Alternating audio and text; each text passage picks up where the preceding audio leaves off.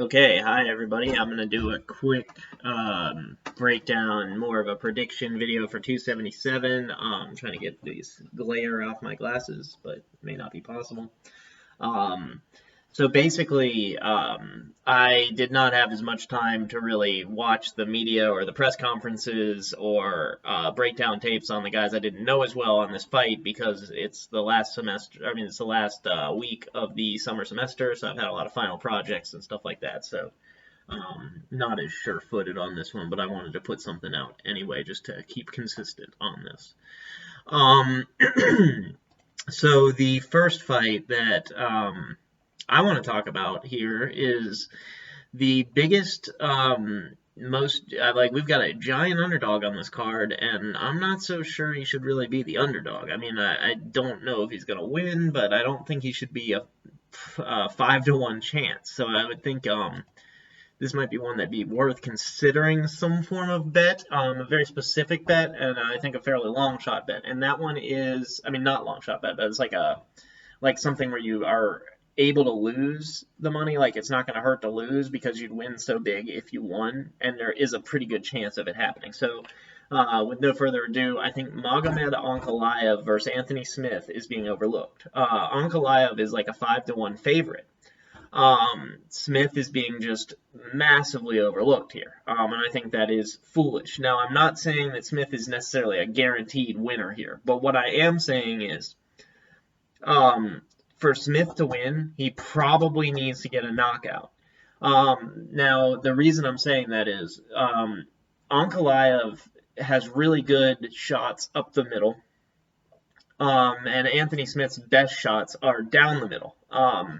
He's got that really good jab cross, basically. He just, the 1-2 from Anthony Smith has won him a lot of fights. Sometimes the check hook is in there, but he mostly, that straight down the middle is a really good shot for him. And then he also does do a lot of weird hooks from the outside, but when he does them, he stays on the center line. Now, that's dangerous against Ankalaev, whose entire thing is just going up the center line. And then also, Ankalaev is really good at getting out of the way, as far as entire thing being, that's his entire thing on stand-up.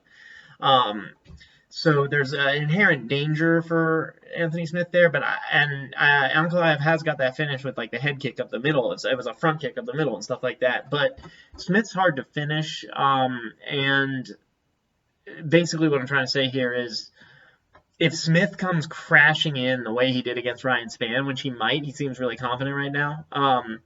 He seems to have kind of turned a corner, or at least he thinks he's turned a corner, and he sure looked like he turned a corner when he was fighting Ryan Spann.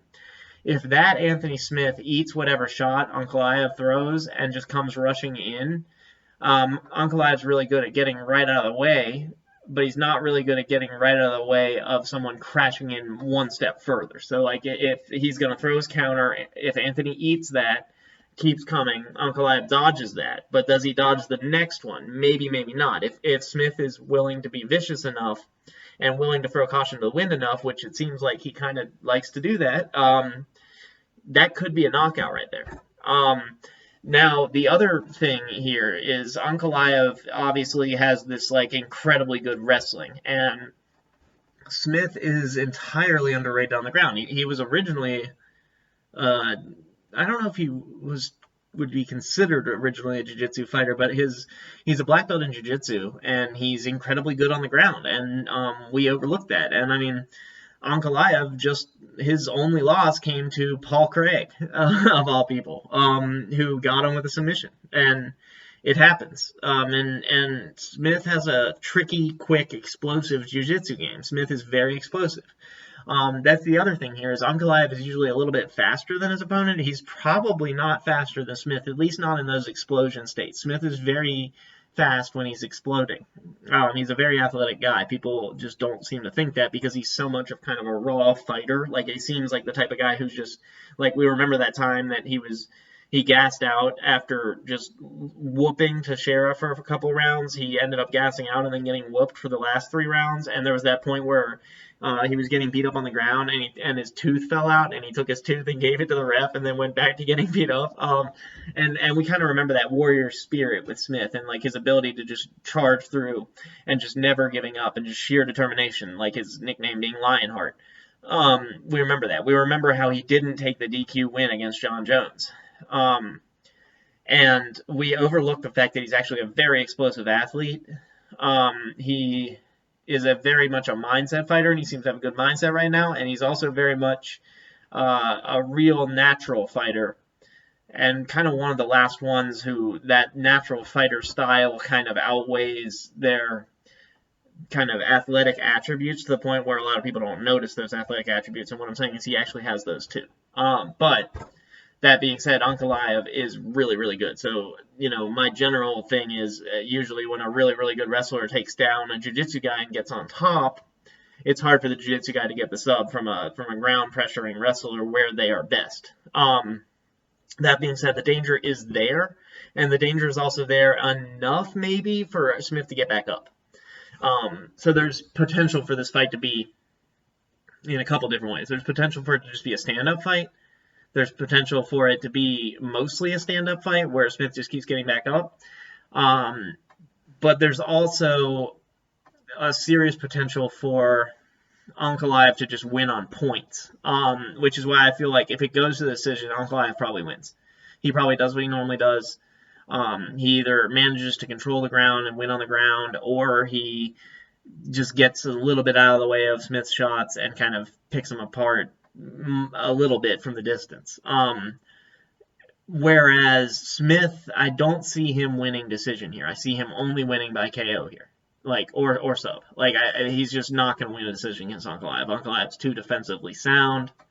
It's possible, if he just beats the crap out of him and Ankalaev just doesn't go out or something, but, I just don't see him winning a close decision of any kind. But that being said, I feel like there's, let me see what I wrote. I think I gave him a 50. So I'm a little bit biased too, because I just love Smith. Smith's one of my favorite fighters. So a quick story that he told about himself, where he was walking through, rewind. It was one of his first fights ever in the UFC. He goes to Brazil. It's his first time ever flying. Him and his team fly down to Brazil. He goes to the fight, tears his ACL or some other significant leg injury, loses the fight. In the back with his messed up leg, taking a shower after just getting a loss, the UFC brass come in and basically tell him that he's fired. He's no longer under contract with the UFC. So he's just lost a fight, torn his ACL, and got fired. So he's in a pretty bad mood. But it also turns out his ACL or whatever it was so bad that he needs to get home sooner for surgery with a doctor in the United States. So that means his flight that was scheduled for a few other days with the UFC money is no longer the one that he wants to take because he doesn't want to get the surgery in Brazil. So he buys a flight from his own money, which is most of his winnings at that time. So now he's also broke. And he's in Brazil in an airport by himself for the first time ever in his life. And he's just all messed up with his messed up face and his messed up leg, limping through the airport, carrying his luggage, which is just sounds absolutely terrible. I know I would be very upset if that was happening to me. And all of a sudden somebody comes and grabs his luggage and helps him because the guy can speak Portuguese. It turns out that somebody is Glover Teixeira. And it's Glover Teixeira who ended up, I was just telling the story about where, Smith had the teeth to the referee thing. But yeah, so Glover Teixeira, just great guy, awesome guy. Anthony Smith, though, never gave up.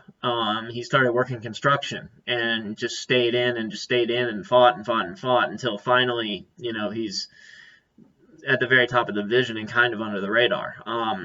And that kind of spirit is hard to overlook. And I'm not saying Ankalaev doesn't have it too, but the Smith that came out against Spann versus the Ankalaev we saw last time, I got to give that Smith the benefit of the doubt, 52% to win.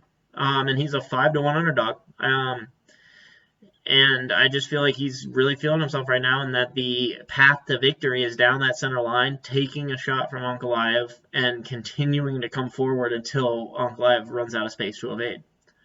Now, I want to be very clear here. If I was going to bet on this fight, I would not bet the house. I would bet something that I'm very willing to lose, because I look at it almost as a coin flip, but it's a coin flip to win 5 times the amount of money that you bet. It's not a bad bet. So just to be clear, I'm picking Anthony Smith 52%, so not a huge pick. Some other ones I want to talk about, obviously Pena versus Nunes. That's a weird situation because we just don't know what happened in the last fight. So Pena won. She was a giant underdog, and she won. And basically, Nunes gassed out and just got basically beat down and choked out. And is that because of Pena, or is that because of Nunes, or both? So some things that came out after the fight. Nunes had some sort of knee injury going into that. She also had just recovered from COVID and apparently had some sort of lasting lung problem. So, you know, that could be, sorry about the stupid glare, that could be something to do with the gassing out, you know. Now, the other thing, I mean, obviously that could be something to do with the gassing out. Or the other problem that I saw in that fight was it looked like Nunes never got her feet really planted when she was throwing. So, like, we're used to when Nunes lands, she at the very least hurts her opponent, but usually puts them out. That's why I picked her to beat Cyborg. Like, it's like she's smaller, faster, but she hits hard enough to put out any female fighter in her weight class, probably. She was not having very much of a damaging effect on Pena. Like, Pena did not have that stunned look that every other fighter does when they fight Nunes. Like, you remember when she fought Megan Anderson, and Megan was super confident until she got hit, and then she was like, looked like a deer in headlights. Because Nunes hits really, really hard. But a lot of the reason she hits so hard is because she plants her feet so strongly when she hits. And her feet just weren't that planted against Pena. Now, the reason this is significant is, like, is that because of Pena, or is that because of the knee injury, or is that because of COVID? Like, why did that happen? You know, and there's kind of some arguments from all of it. Maybe it was a little combination of everything. Like, maybe Pena just happens to be the anti-Nunes. Like, personally, I don't think she's a better fighter than Nunes, but I think she might be the perfect fighter to beat Nunes. So what do I mean by that? So Pena had that pressure. She was pressuring Nunes and kind of and hitting her with that jab, just like she was killing her with that jab, which was keeping Nunes from really being able to plant and throw and get her off of her the way she does with any other opponent we've ever seen her with recently, I guess. Maybe not in the beginning of her career.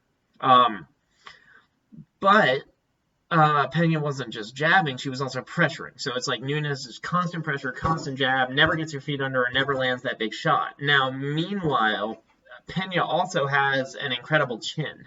So did Pena just eat those hits? And I'm just reading too much into that footwork situation and the fact that Nunes wasn't really hitting between steps on her opponent the way she normally does, and it was actually happening to her. Like, Pena's jab was landing in between Nunes' foot movements. Like, when she's hopping right in the middle, there's a jab in her face. Like, that's very disruptive.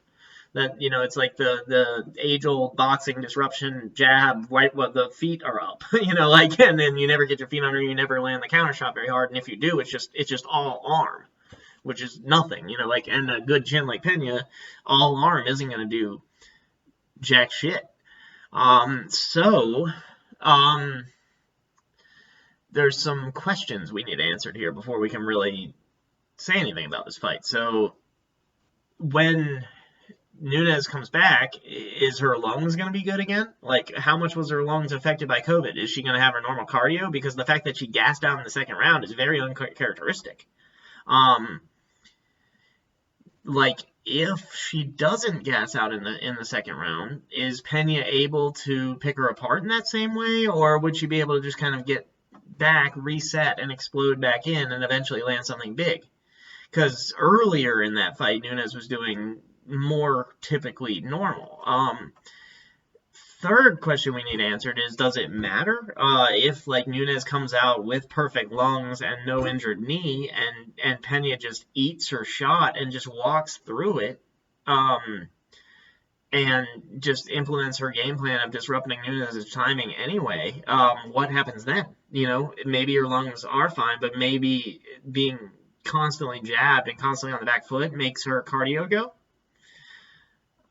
But, you know, it's tough to say. I mean, now the other factor here is Pena's got that pressure, Pena's got that jab, Pena's got that chin, and she always attacks even when she's in a bad situation. She gets on her back, she always attacks. Like, she's like always attacking no matter what. Like, think about that time that Nunes exploded on the scene and just destroyed Ronda Rousey. Like, Ronda Rousey was not really swinging back while she was getting hit in any sort of meaningful way. Pena will. Is that some form of deterrent to Nunes that we just haven't ever seen?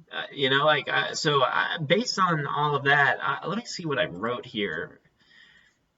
I guess I for some reason gave Nunes a 52%, but I don't know. Well, the reason I did that is because I'm kind of going on Nunes having normal cardio like she always had. I mean, she's never been like the best cardio person, but I mean, you think 5 rounds of normal Nunes, not gassed out Nunes versus Pena with a point to prove. That's the reason she's like a much bigger favorite than I'm making her. But I don't know if I really feel confident in overlooking Pena for a second time like pretty much everybody did. That's a tough call. I'm going 50-50 on this. I'm just saying there's too many unanswered questions about the state of Nunes. And let me kind of clarify that by, if this is non-injured perfect cardio Nunes, I still don't know if she would win. Like, so, and how much of this is Pena just having kind of that same warrior spirit I spoke about with Anthony? You know, if you have a female 135 or 145 fighter who is able to just eat shots from Nunes, who is willing to eat shots from Nunes, and who pressures her constantly, is that the way you beat her? Maybe. You know, like if I was coming up with a game plan and that was the attributes that my fighter had, pressure would sure as hell be the plan. Like if you can take a shot from Nunes and you can pressure her, that's how you would beat her, in my opinion. So I'm sorry not to give a prediction on that, but I'm just going to have to go 50-50. Lewis, so Derek Lewis, my balls is hot, is fighting Pavlovic. Now, like every Derek Lewis fight, everything on paper says Derek Lewis should lose this fight. You know, like he's not the more technical striker. Pavlovic is way more technical. Pavlovic has just miles above ground game. Although we saw Lewis all of a sudden pull out kind of a ground game in his last fight, even though he ended up getting knocked out. If he took down, so Derek Lewis took down Tai Tuivasa and then landed some bombs on Tuivasa on the way back up. I don't think anyone else would have ate those shots. You know, a lot of people chalk up the whole Lewis and Nagano thing to Nagano being freaked out from the Miocic's loss, but Lewis had an injured back in that fight, and every time Nagano got close to him, he was feeling the air off of Lewis's power. I mean, he didn't actually feel it full on, but something that Lewis was throwing was scaring Nagano. I mean, we have really no reason to say one way or the other that either one of those guys hits harder than the other. I mean, like both of them have crazy knockout power, and people just assume Nagano has more knockout power, but we don't know that. And I mean, to me, I kind of think Lewis has more knockout power. I mean, look what happened to Curtis Blades. Like, that was brutal. Like, you know, and that's an opponent they both had. Like, both of them had blades. Nagano got a TKO. He wobbled him, and it was with a not full-on shot, so that's pretty impressive. And Lewis hit him with a full-on shot that Curtis Blades didn't see coming. So it's a way better shot that he landed, but that's a huge part of how powerful somebody is, basically. I mean, if they're accurate and well-timed, that translates to power. I mean, with a punch. And it's like, you know, you can argue the semantics of that, but I mean, Lewis, that's his best thing, is he's really good at timing that big shot and landing it in a tricky and accurate way.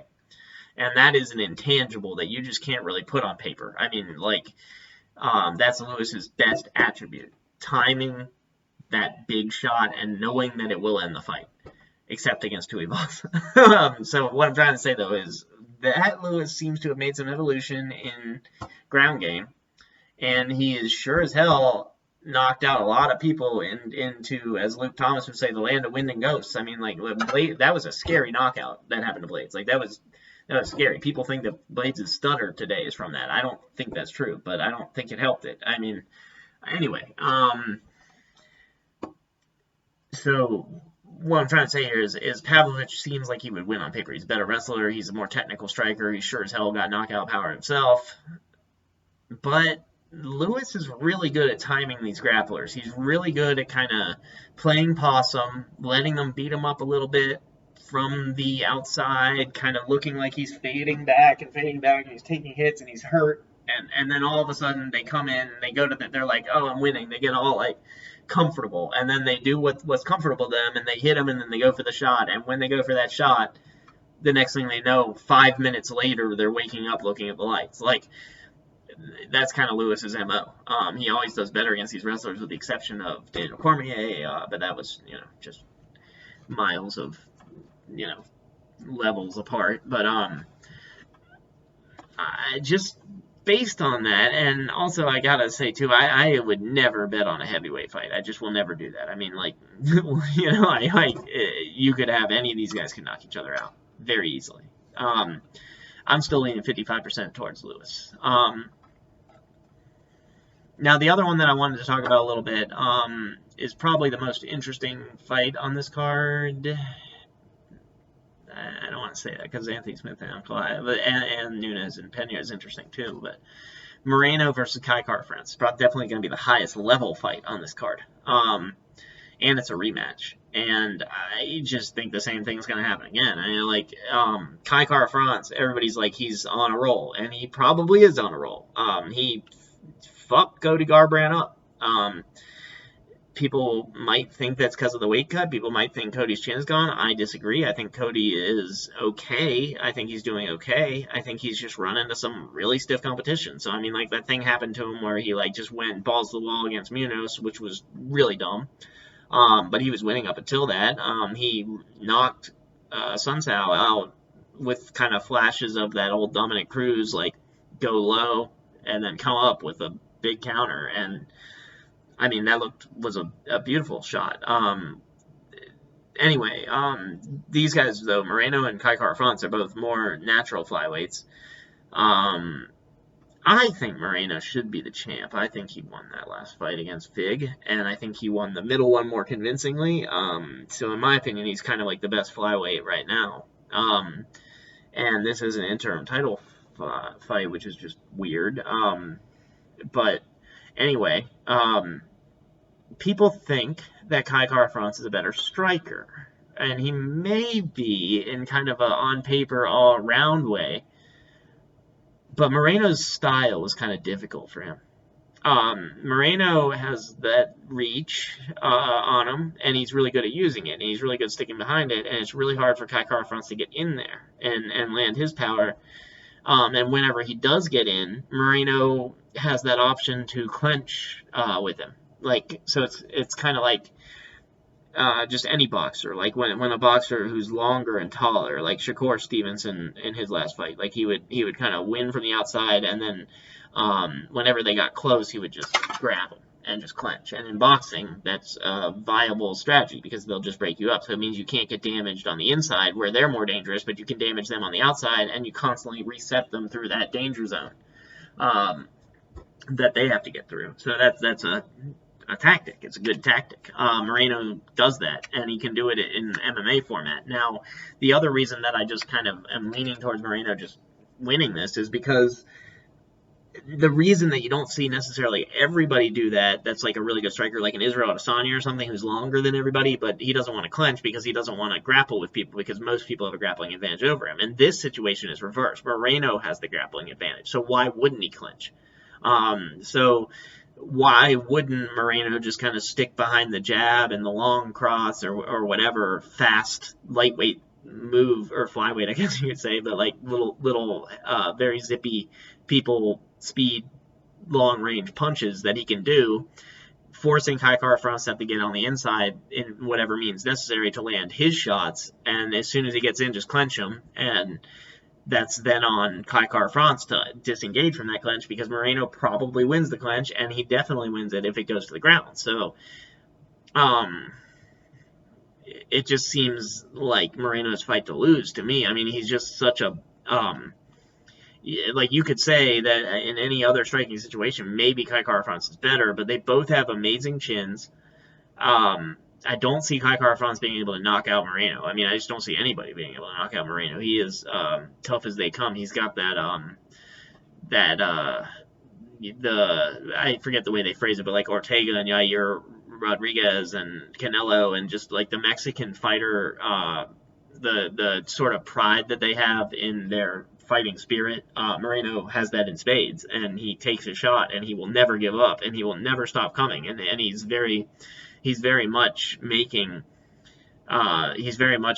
Mexico proud, and he's the first Mexican MMA champ, and obviously Mexico has a very rich heritage with boxing, but this is the first time that we've had an MMA champ from there, and especially in kind of that weight class where they excel a lot of times.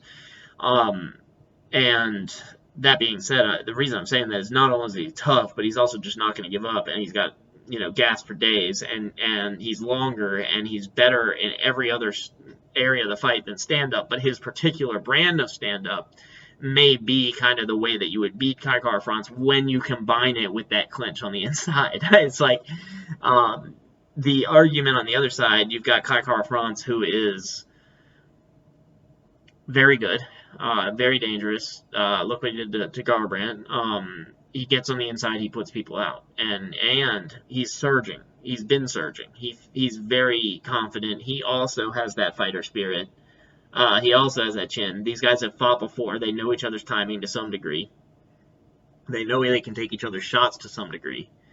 I just don't see Kai Kara-France being deterred at any point during this fight, at least not early, where he's going to keep trying to get on the inside, and he could land something. He could very easily land something. Like, in that, it's not as easy as it sounds to clinch somebody who's best at the inside like that, especially when you have much longer arms. Now, the other advantage for MMA in that regard, if you are willing to clinch, is that the elbow thing. But it's not like they have that much of a reach discrepancy. It's not like a John Jones situation where John Jones always won from the outside, and then from the inside you might be more powerful, but you're not necessarily more powerful than his elbows that are just as long as your hooks somehow, because 84-inch reach. And then he's also the better wrestler.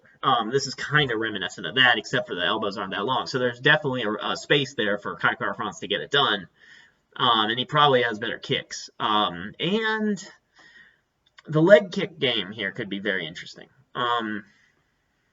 Moreno, especially if he uses kind of the technique that I'm talking about, where he kind of boxes him from the outside, he's going to be a little more heavy on that front foot than he normally is. And he's already sometimes fairly heavy on that front foot. So Kai Kara-France could really beat that leg up, and that could change things, especially because Kai Kara-France, coming from that city kickboxing gym, he's got one of the best minds in the sport right now to game plan.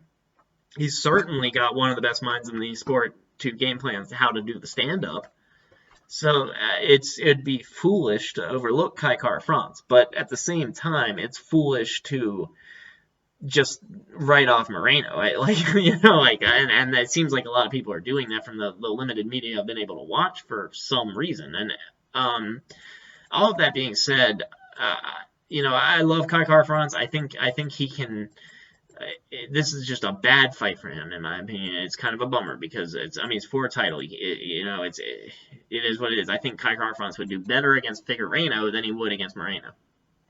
Figueiredo, I think is pronounced. So that it's kind of a bad, it's kind of a bum rap for Kai Kara-France, because Kai Kara-France, the worst possible matchup he can get, in my opinion, is Moreno. And that being said, even if we see the best ever Kai Kara-France and we see a mid-range Moreno, especially because both these guys have such warrior spirits that they're just going to perform pretty much no matter what, plus they had that real banger of a first fight together, I just got Moreno at 60% on this. I just think he probably wins by decision. I just don't see this fight. It's hard to imagine these guys getting finished. For me. So yeah, Moreno 60%, and again, I'll put these percentages in the description, but what else did I want to talk about? Let me look at the other people. It's a bummer that Paul Acosta and Lou Rockhold got canceled. Those guys are so funny, because it's like they're both so funny, and then their shit talking is just so funny. And they're just so crazy. I'd say I don't want to make prediction here, because I'm not as up on either of these guys as I should be, and this is one of the things that sucks about being in school. Alex Moreno, Matthew Semmelsberger, both of those guys are surging. Both of those are they surging? The last time I saw them, I have a memory of them being just really good. I think they are both surging, or at least Moreno is, because he fought fairly recently. I'll look at Semmelsberger. Yeah, they both won their last fight, and so I am correct in thinking that. And Semmelsberger's last loss was actually 2021, so he's won his last 2 fights, and he's quite the that warrior spirit too, and he's willing to come forward, and he's willing to do what he needs to do. Moreno, same situation. That's going to be a banger fight, and I don't really understand why people are kind of looking down on this one. The last time Moreno lost was to Cerrone, I think,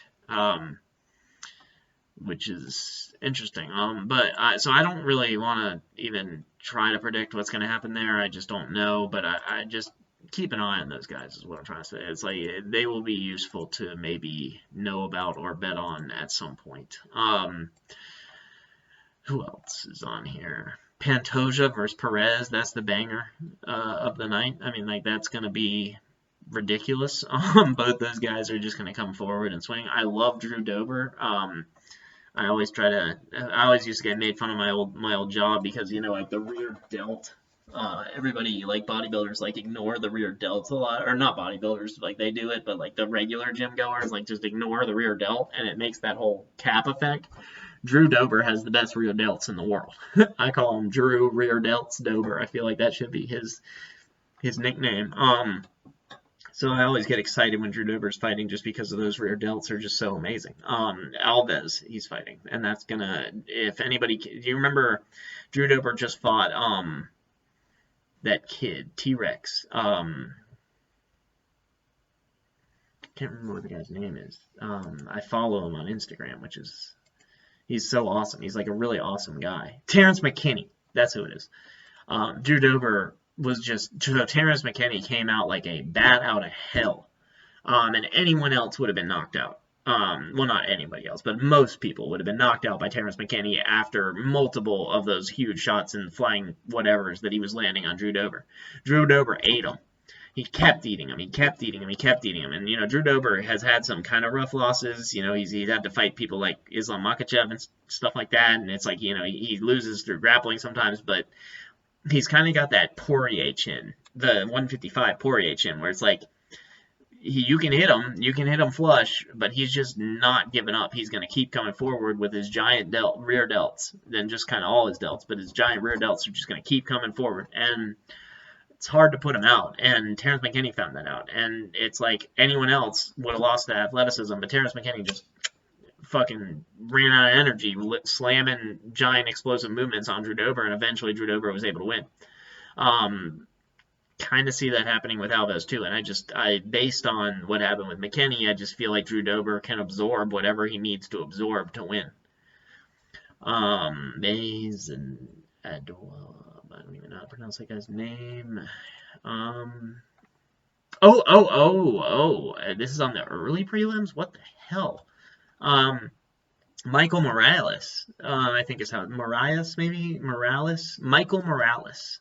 He's the early prelims, which is just ridiculous. Keep your eye on this guy. All the talent in the world, explosive as it gets.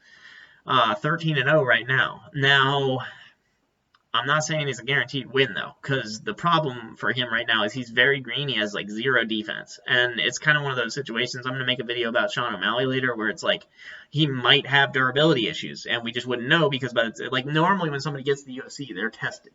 Like, that they're very durable. They can take a hit. That they can fight through bad situations. because they made it to the UFC. It's kind of a default. But when you see somebody with extreme talent in some manner of speaking, they might have made it to the UFC without ever being tested based on that one talent. And for Michael Morales, that's his explosiveness. Like, that dude can explode offensively hard. On a 10 out of 10 scale, he's a 15 in offense, just general offense. Like, if he explodes, that is a problem. Like, Michael Morales explodes at you, you're probably going to get knocked out or choked out. It's like, it's just going to happen. Unless you're some high-level fighter, maybe. But so far, that's what's happened. I'm not sure what his entire record is, but I bet it's close to all finishes. I'm about to look that up. It's too hard to look up on the fly, but I would be very surprised if it wasn't mostly finished. I mean, I just don't see, yeah, I mean, it would be very unlikely, I think, at this level in his development if he's gone to decision, like, based on that explosion. So, Michael Morales is he's fighting Adam Fugitt or something. I don't even really know, but how his name's pronounced. But Michael Morales, the reason that and to be fair, I'm not super knowledgeable about Adam Fugitt or whatever. I'm not super familiar with him, but here's the thing that I want to say. Michael Morales, defensively, nothing there. He just relies completely on his kind of physical blessings. I mean, like, so and the offense is defense kind of thing. So it's like he's going to explode, and if somebody deals with that, you know, he's in a tough spot, because normally what he kind of does is he kind of just leans. Like, he waits till somebody fights, and then he just leans back, and then he tries to get in. And eventually he just explodes and makes that offense be his defense. That's not good enough. You know, like, that is not good enough at a high level to defend against some of these really good fighters. Eventually he's going to run into somebody that's a 10 out of 10 offense, and he's not going to be able to just lean away. Like, he's not huge like Izzy or something, or very experienced and leaning in a very specific and calculated way. That's actually a trap where the guy's running onto something. Like, he's not doing that. His defense has nothing technical about it. He just reflex and then explode. So that could be a problem. And at some point, if he doesn't shore that up, we're going to see that get exploited. I don't know if this will be the fight. In fact, I kind of just doubt it. I mean, even though I don't know the opponent, I kind of feel like at this level, Morales is probably just going to do his thing and explode through and win by knockout or submission. But at some point, if he doesn't get that defense together, and he's probably the type of guy that picks things up pretty quick, so, I mean, you know, he probably could get it, but at some point we're going to see that defense exploited. So I just would be careful and probably look a little more into Adam before I would just bet on Morales as like a safe part of a parlay or something. In fact, I just don't think that this... I just don't really think this card has a lot of good bets on it, to be real. Because the people that I think are going to win are probably the favorites, except for Smith and Ankalaev, and I am admittedly biased about Smith. So thank you. That went a lot longer than I meant to, but if you have watched this whole time, I appreciate it. If you want to like and subscribe, as they say, someday it'd be really cool if I had a YouTube channel, but I don't know, because I just love this stuff. So anyway, peace.